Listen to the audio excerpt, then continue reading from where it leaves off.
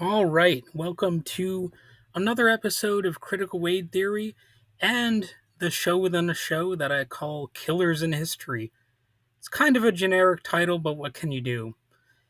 It is an accurate title nonetheless.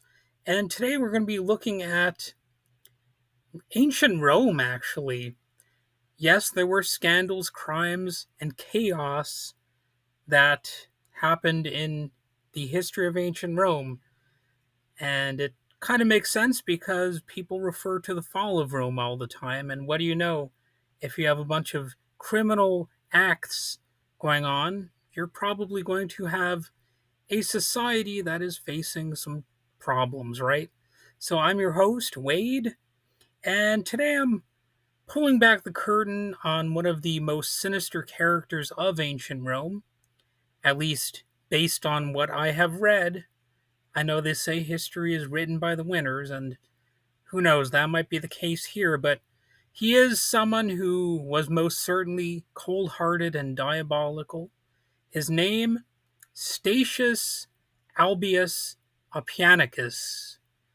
And I do hope I pronounced that right because I kind of did my best with it. So you might not know him yet, but by the end of this episode, you'll wonder why you never heard of one of Rome's most infamous criminals. Or if you have heard of him, well, congratulations, because you're going to hear about him again, because he is the main topic that I'm going to go over here. So let's rewind to the year 74 BCE. Oppianicus stands accused of something unthinkable, attempting to poison his own stepson, Aulus Cluentius Habitus. The charge wasn't vague. Two agents, Fabricius and Scamander, were named as co-conspirators and both were convicted. It was a scandal that rocked Roman society, not just because of the crime, but because of the courtroom chaos that followed. The vote 17 to convict, 15 to acquit. But here's the twist: those 15 votes weren't all saying innocent. Many were non liquet, which is Latin for it is not clear. So think of it as ancient Rome's version of a hung jury. And Cicero, considered Rome's greatest orator, would later accuse Oppianicus of knowing how to work the shadows of the legal system. However, those accusations of corruption apparently went both ways, and I'm going to go over that briefly here. Bribery, almost certainly, and not just from one side. Historians now believe that both Cluentius and Oppianicus may have resorted to greasing palms. In Rome, justice wasn't blind, it was for sale. And hey, how much of that has changed over the years? I know that, the United States has a justice system that is also said to be blind, meaning a neutral system. But is it really? No. I don't think anybody actually believes that anymore. Maybe they would prefer a system that is actually like that, but it's always been corrupt and corruptible. So it was that way in Roman times, ancient Roman times. So regardless of how people felt about the conviction, Oppianicus remained a fixture of controversy. In 69 BCE, he died under suspicious circumstances. What followed was a twist straight out of a courtroom drama. His stepson, Cluentius, the very man Oppianicus had tried to kill, was now accused of poisoning Oppianicus. So enter Cicero again, now defending Cluentius in the famed speech Pro Cluentio in 66 BCE. It was considered a masterclass in rhetoric and character assassination. Oppianicus, already dead of course, was the perfect villain, painted as a crook, a schemer, a killer, and probably just a jerk.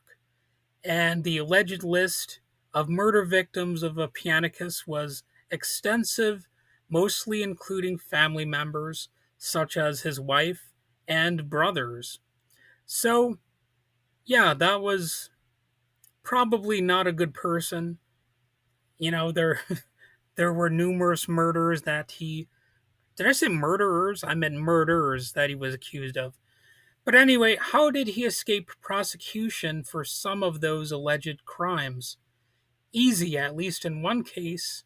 Oppianicus became chief magistrate of Larinum and used his new power to have one accuser, a man named Melanus, added to Sulla's infamous proscriptions list, the state sponsored hit list of political enemies. So Melanus was executed, and Oppianicus walked away clean, at least for that particular accusation. So it wasn't just murder, that was murder and political manipulation at the highest level. So he was skilled. He was skilled. And then there's Sasia, Oppianicus's third wife and Cluentius's mother. So I'm probably getting some of these pronunciations wrong, but what can I say? I don't speak ancient Roman language. So, yeah. Anyway, Sasia, or however that's pronounced, married the man accused of trying to kill her son. So she was a woman with her own twisted history. She left a trail of drama through each of her three marriages. Some say Oppianicus killed his own children just to be with her. True or not, it only added to the reputation that surrounded him. And, you know, think about it. He was a poisoner, a political hitman, a man who weaponized the law and the family for his own survival. So Oppianicus's story isn't just a tale of one man's crimes. It's a window into a Rome where justice was murky, loyalty was lethal, and power was the ultimate shield.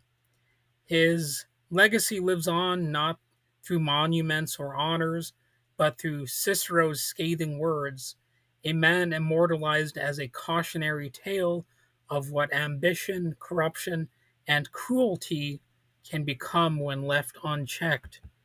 So, thanks for joining me in this episode where I sort of peer into the shadows of Rome. And I do apologize for any mispronounced names or anything like that. I'm trying to do this all in one take. Anyway, if you did like today's episode, feel free to share it, subscribe, whatever. Click like on it if there is a like button. And, if you have somebody who loves true crime, feel free to send the episode to them. And, if you like ancient history, yada, yada, yada.